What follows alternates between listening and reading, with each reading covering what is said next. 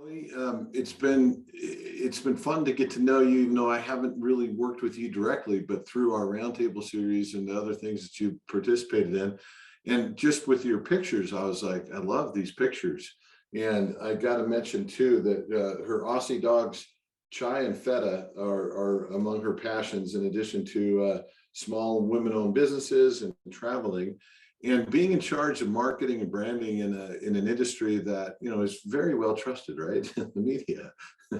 um, at WTOP, can you give us your take on this as we're kind of getting to the end of this pretty powerful share day? So what do you have, Elly? Yeah, thank you so much, Mike, for having me and for inviting me to be a part of this. And I think, I'm lucky to have the benefit of having heard so many great speakers come before me and having a lot of the things that I had planned to talk about kind of tie exactly in with what they were saying. I think for me, the biggest thing throughout COVID has just been this loss to Leah's earlier point of human connection and having those commonalities between us that connect us from the standpoint of a news organization, but also a personal standpoint as well. I continue to feel that nothing can replace that in-person, face-to-face connection versus the solely virtual world that many of us have been living in for the past 20 months. And that may be a bit surprising coming from a millennial, because sometimes we get a bad rap for our expectations around flexible work schedules and spaces and things like that. But I'm really an extrovert, and a lot of my energy comes from spending that time with other people and being able to have those shared experiences.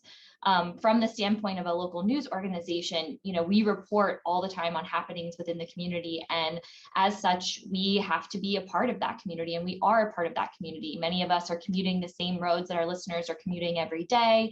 We're a part of these same communities that our audience is a part of as well. And it's what creates that connection between us and our listeners. And it's essential that we as a news organization understand the full scope, to what Jean said earlier with you cannot problem solve from a distance.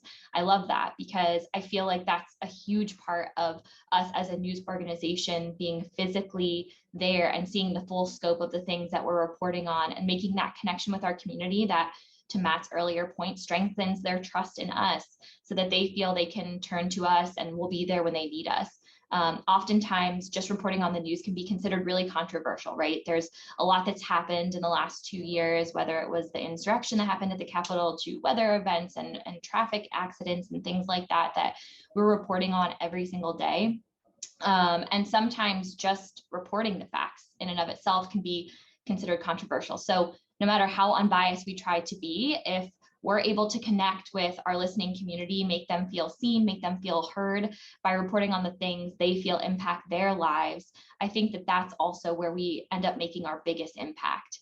And then, of course, as human beings, I think that feeling connected in a world that arguably is more connected than ever and yet can often feel so disconnected from reality is extremely important.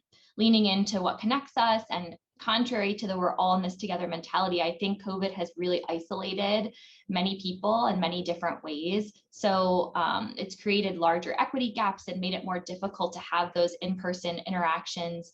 But when it comes to family and friends, I feel it's really important for us to, as much as we can, try really hard not to isolate ourselves and find ways to really see each other and foster those relationships when we're able and feel safe enough to do so. My second point in all of this, and one of the biggest takeaways that I've had from 2020, is a personal goal of mine also going into 2021 and 2022, just being a better gatekeeper of my time. I think that we all get stuck in these routines of, getting up and going to work and being at work and coming home and doing that commute all over again, and then getting home and cooking dinner and doing all the things that we do throughout the day, that it can be hard to feel like we have control over our day. And sometimes that time just gets away from us.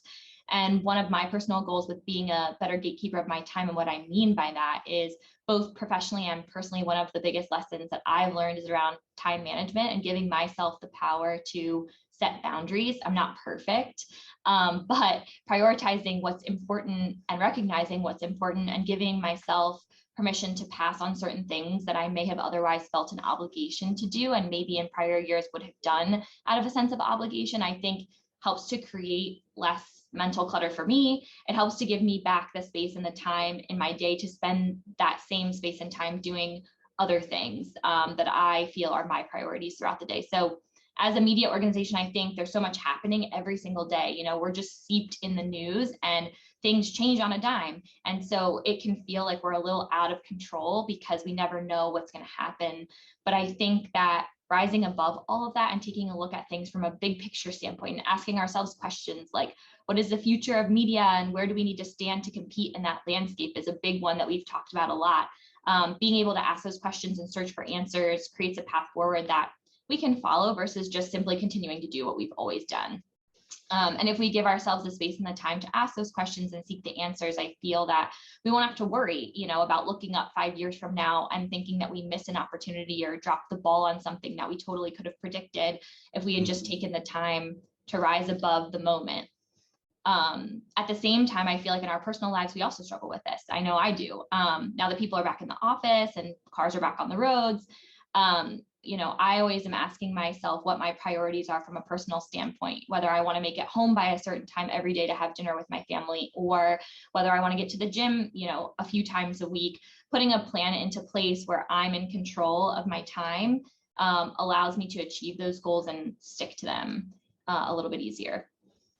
And my third point it ties right into what Tomas was saying and what a lot of folks before me have said also. And that's this idea of just being an empathetic, kind, and compassionate person. I think that empathy is such a huge part of being a leader, of leading with empathy first, and being able to put yourself in someone else's shoes is a skill that, is not always first nature for people. It can also be a skill that's learned over time. But I think above all the other things I've mentioned so far, this may be the most important of all of them, because being compassionate and kind and understanding and having the ability to empathize is huge. At WTOP, we've been doing for the last 2 years, really since the impetus behind it was the killing of George Floyd. And we started doing these quarterly town hall sessions with everyone, about 170 people on our staff, and talking about,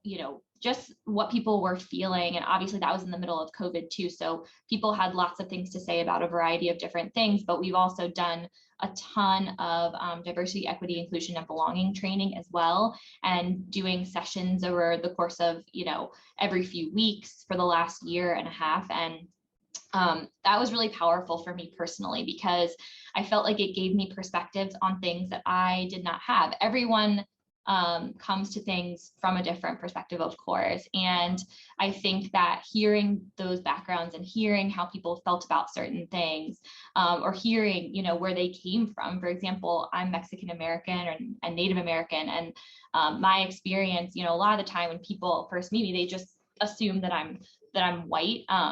And so there are a lot of people too who have these backgrounds that people don't expect or anticipate and make assumptions based on how they look. And so having that DEIB training really helped, I think, all of us to see those different perspectives and empathize with people. And I think that that's so important in today's world. I think, as family, as friends, neighbors, colleagues, and also citizens of the world, we get so much further in understanding each other when we have the ability to empathize and put ourselves in other people's shoes. And so now more than ever, using empathy as a leadership tool, I think, will get us far. And I hope that we each try to remember that when things get stressful or difficult or tough, that we have each other. And there is that element of wanting to have that commonality between all of us. And maybe the commonality is that we're all different. So there's a lot to be said for that. But thank you so much for the opportunity to talk today. Thank you. And thank you all who've been hitting pause with us and just thinking about these things. I think we run to so many schedules and got to go do stuff, and there's anxiety around that a lot, but there's such power in the diversity of thought and the really smart people who have shared really good things as we walk through.